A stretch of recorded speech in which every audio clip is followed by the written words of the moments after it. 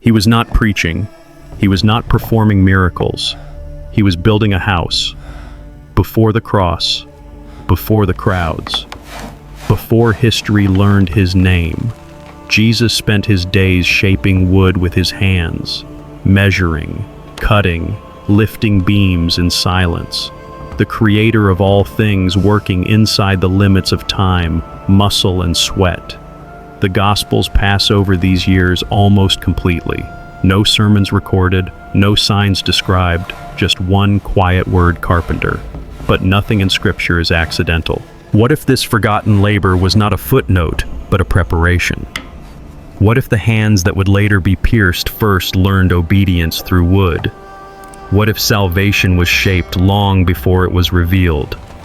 Tonight we step into the hidden years, into a workshop history ignored, into a house no one remembers but the world was built upon. This is where the story truly begins. History remembers thunder. Scripture sometimes preserves silence. From the day the boy is found in the temple, astonishing the teachers with questions beyond his years, the record closes like a door. Luke gives us one final sentence, almost too ordinary to trust. He went down to Nazareth and he was obedient. And then, nothing. Decades vanish. Not because they were empty, but because they were quiet. Nazareth was not a city of destiny. It was a hillside village in Galilee, far from the marble pride of Jerusalem, far from Rome's banners and courts. A place most travelers passed without stopping. And yet this is where the son grows into a man while the world sleeps on. The Gospels do not rush him to a stage. They leave him in a workshop, not in a synagogue pulpit, not among disciples, but among beams, joints, and the smell of fresh-cut timber. In the language of his neighbors, he is simply the carpenter or the builder, one who works with wood and stone, one who repairs what storms and time have damaged, the creator within creation. The Word of God, learning the weight of a hammer. Because if God can save the world in public, why would he spend his longest years hidden? Those hidden years were lived under pressure. Galilee in the first century was not peaceful. Rome taxed the land. Herod's projects reshaped cities. Sepphoris, a large construction site not far from Nazareth, rose with new stone and ambition, an economy of building, hiring, and survival. It is entirely plausible that the young craftsman walked those roads taking work where it could be found, watching power rise while ordinary families learned to endure. While empires built monuments to themselves, Jesus built shelters for others. Imagine the scene that no gospel records yet fits everything we later hear him say. A door frame measured twice because it must not fail. A roof beam lifted carefully because someone's children will sleep beneath it. Nails set straight because crooked work wounds the innocent. And in that discipline, day after day, something is being formed that looks like weakness, but is actually strength. This is not wasted time. This is preparation with a pulse. Because when he finally speaks, his parables will not sound like a philosopher's lecture. They will sound like a builder who knows foundations, storms, cracks, and collapse. And once you see that the silence stops being empty, it becomes a map. In the next part, we step closer into the hands themselves, because what those hands learned in wood will echo later in words that still shake the world. In the ancient world, a carpenter was not a man who built furniture for comfort. He was a builder for survival. Roofs meant life. Doors meant safety.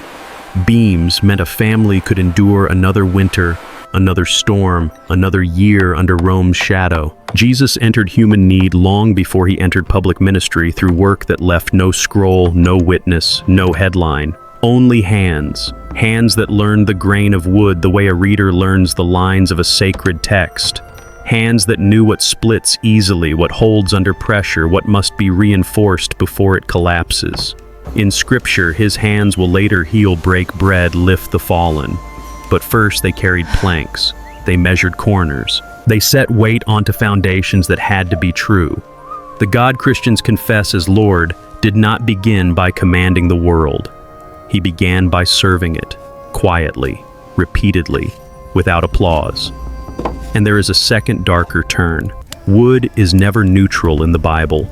It is the material of altars of sacrifice, of judgment and mercy. The ark was wood. The table of bread in the tabernacle was wood overlaid with gold. Even the staff that parted waters was wood in a prophet's grip. The story of redemption is strangely familiar with timber. So when Jesus works with wood, it is not merely economic. It is symbolic, whether his neighbors understood it or not. Every joint fitted cleanly becomes a parable in motion. What is broken can be joined. What is crooked can be made straight. What is weak can be strengthened from within. Then comes the line that changes the air in the room before he ever preached about the kingdom of God.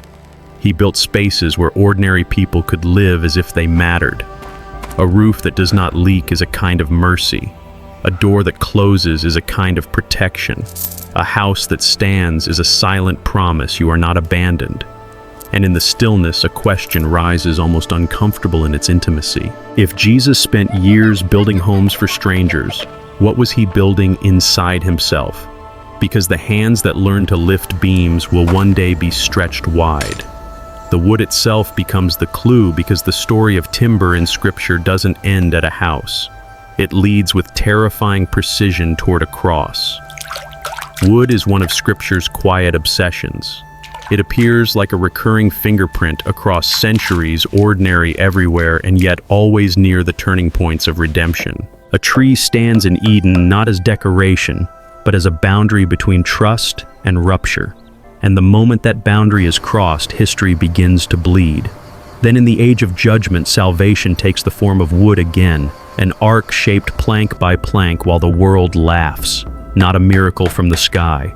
A vessel built by human hands under divine instruction, carrying life through waters that erase an era. And on a mountain, a father lays wood on his son's back, an image so disturbing it echoes for generations. Abraham binds Isaac, raises the knife, and the story stops at the edge of unspeakable grief. A substitute is provided. Mercy interrupts sacrifice. Long before Golgotha, the Bible trains the human imagination to associate wood with a question: who will carry it and what will it cost? Now that pattern enters the workshop in Nazareth. Jesus touches timber not as a symbol in a sermon, but as a material reality. He measures it, he cuts it, he lifts it, he knows its weight, he knows the sound it makes when it bears pressure and the crack it makes when it fails. And then the foreshadowing turns cold. He builds a house from wood before he is lifted onto wood. This is not superstition. This is biblical continuity. The Christian claim is not merely that Jesus died. It is that Scripture has been pointing to a shape, a logic, a convergence. That the God who speaks through patterns was preparing the world to recognize him. So every beam in that forgotten house becomes a whisper of what is coming. Every nail becomes a shadow. Every splinter becomes a prophecy without words. And suddenly the hidden years are no longer hidden. They are charged. Electric. Because if wood has always been the stage where judgment and mercy collide, then Jesus working with wood is not a minor detail. It is the beginning of the final act. In the next part, we confront the most unsettling thought of all. The silence in Nazareth was not absence. It was formation, like a blade being forged in darkness before it ever meets the light. There were no cameras, no transcripts, no crowds repeating his words into the street. If you stood outside the workshop in Nazareth, you would hear only ordinary sounds. Wood dragged across stone, a saw biting through grain, the soft strike of a hammer finding its mark. The longest chapter of Jesus' life unfolded where history does not look. Yet the Gospels give us enough to feel the weight of it. He grew in wisdom and stature, Luke says, and in favor with God and man, not instantly, not magically, gradually through years that leave no monuments, only maturity. Christianity begins with a God who submits to time, the eternal Word entering a schedule, the Holy One learning a trade, the Messiah for decades living as a son, a neighbor, a worker under the gaze of a small town that believes it already knows him. The silence was not empty. It was training. Because silence exposes what noise can hide. In quiet motives surface. Pride has nowhere to perform. Impatience has nowhere to run. The soul is forced to face itself. If the wilderness later tests him publicly, Nazareth formed him privately. He did not rush to save the world because he was learning how to love the world. Not as an idea, but as people faces stories, griefs, ordinary failures, stubborn hopes. The kind of love that does not simply announce truth, but carries it. Imagine the unseen moments that Scripture does not narrate yet Scripture implies. A customer who cannot pay, a neighbor whose roof has collapsed, a family grieving asking why God feels distant, and a quiet craftsman listening long before he ever preaches. Those years become a living theology. God is not only found in the spectacular, he is found in the faithful. And when Jesus finally speaks about hidden things, about seeds growing underground, about leaven working unseen, about treasure buried in a field, he is not inventing metaphors. He is describing a reality he has lived. If you're listening to this in silence, leave a trace. Not praise, just a thought, like a small stone placed back on an ancient road marking that you were here for the journey. Because what forms in the dark always reveals itself in the light. And in the next part, we follow the light to a place no one remembers, an ordinary house where the ordinary suddenly becomes a door into something eternal.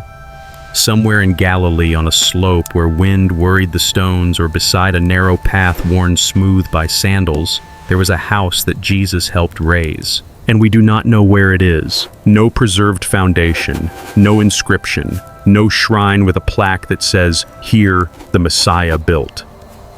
Archaeology gives us Nazareth's soil, its caves, its cisterns, its modest homes carved into hillside limestone, but not his work with a signature. The most famous life in history left behind almost nothing that historians can point to and say, this is his. A house is meant to disappear into the lives it protects. It does not demand attention. It simply holds. It absorbs storms. It shelters the ordinary bread on a table.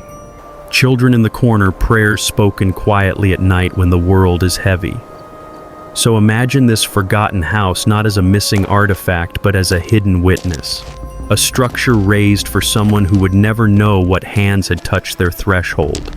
A roof built for a family who might never hear his future sermons yet would live under his earlier mercy. Jesus later speaks about houses more than once, about a home built on rock versus sand, about storms testing foundations, about the wise builder and the foolish one.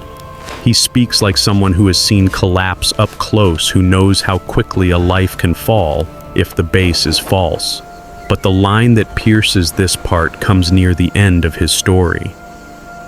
In my Father's house are many rooms, not a metaphor of escape, an image of belonging, an architecture of welcome. And suddenly the wooden house in Nazareth becomes a draft, a shadow, a first language for a greater promise, as if he learned to prepare rooms on earth before he spoke of preparing them in heaven. So perhaps the house was never lost.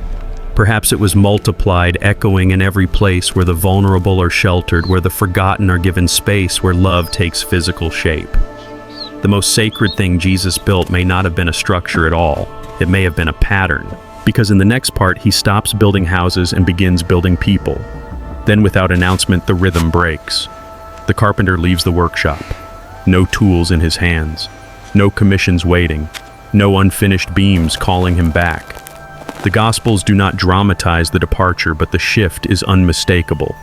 Jesus goes from Nazareth to the Jordan, and John is baptizing, calling Israel to repentance, preparing hearts for the kingdom of God. The one who built in silence steps into the river like any other man, not because he needs cleansing, but because he enters the human story at its lowest point, among sinners, among the weary, among those who know they cannot rebuild themselves. He is tested in the wilderness, hungry alone, pressed where foundations are proved. He refuses to turn stones into bread as a shortcut. He refuses spectacle. He refuses power gained without obedience. The builder will not cut corners. When he returns, his words sound like a door opening. The time is fulfilled. The kingdom of God is at hand, not a theory, an invasion of mercy. And now notice the pattern. He chooses disciples the way a builder chooses living stones, not the polished and powerful, but fishermen, tax collectors, the overlooked. He speaks of a house built on rock of storms that expose what is true. He does not merely teach about foundations, he becomes one. The same hands that measured beams will soon be stretched wide. The wood. He once shaped for homes becomes the wood that bears him, not as tragedy alone but as fulfillment, because in the cross judgment and mercy meet without contradiction. And when he rises, the building does not stop, it expands. The apostles will later say he is the cornerstone, not a metaphor for comfort but a claim about reality. Everything depends on him, everything aligns to him, everything holds because he holds. So the hidden years were never a missing chapter, they were the blueprint. He stopped building houses for people and became the foundation beneath them. And if that is true, then the final question is not ancient, it is personal. What are you building your life on when the storm finally arrives? We began with a forgotten workshop and ended with a foundation that still holds the world. A quiet life, hidden years, hands shaped by wood long before they were marked by nails. Not weakness but preparation, not delay but purpose. This story ends here, but its meaning does not. Because the Jesus who built in silence still meets people in ordinary places where no one is watching, where faith is formed slowly, where love learns patience. If he was not ashamed to labor quietly, to wait, to build without recognition, then the question lingers with weight and grace. What are you being asked to build in the unseen places of your life? If this journey stirred something in you, let it continue. Share this story. Leave a thought or reflection in the comments. Join this growing community by liking and subscribing, and stay with us for the next chapter. Because there are still hidden rooms in this story, and the door has only just begun to open.